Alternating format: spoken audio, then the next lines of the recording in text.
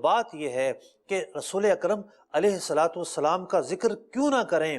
جب قرآن کہتا ہے انا اعطیناک الکوثر، ذکر مصطفیٰ کیوں نہ کریں؟ جب قرآن کہتا ہے وَقَانَ فَضْلُ اللَّهِ عَلَيْكَ عَظِيمًا کہ اے محبوب آپ پر اللہ کا بڑا فضل ہے، ذکر مصطفیٰ کیوں نہ کریں؟ جب قرآن نے کہا وَلَلْآخِرَةُ خَيْرٌ لَكَ مِنَ الْأُولَىٰ کہ آپ کا ہر اگلا دن پچھلے سے بہتر ہوگا، وَلَسَوْفَ يُعْطِيكَ رَبُّكَ فَتَرْضَىٰ اللہ تعالیٰ آپ کو اتنا عطا کرے گا، اتنا عطا کرے گا، آپ راضی ہو جائیں گے۔ ذکر مصطفیٰ کیوں نہ کریں؟ جب قرآن نے کہا الم نشرح لک صدرک کیا ہم نے آپ کے سینے کو کشادہ نہیں فرما دیا؟ ذکر مصطفیٰ کیوں نہ کریں؟ کیا قرآن نے یہ نہیں فرمایا ان اللہ وملائکتہ یصلون علی النبی یا ایھا الذین آمنوا صلوا علیہ وسلموا تسلیما؟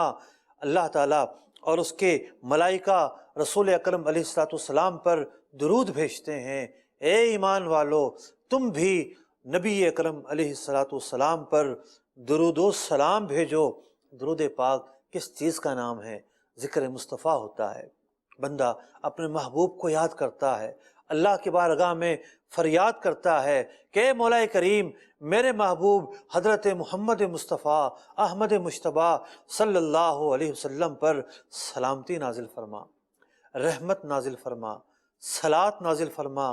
درود پاک پڑھنے والا ذکر مصطفیٰ بھی کر رہا ہوتا ہے، پیارے آقا علیہ الصلوۃ والسلام کے لیے اللہ کی بارگاہ سے رحمت بھی طلب کر رہا ہوتا ہے۔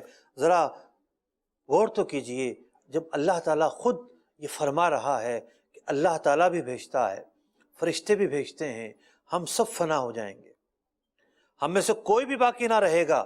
اللہ تبارک و تعالیٰ حی ہے، زندہ رہے گا تو کوئی نہ ہوگا لیکن ذکر مصطفیٰ کرنے والا موجود ہوگا۔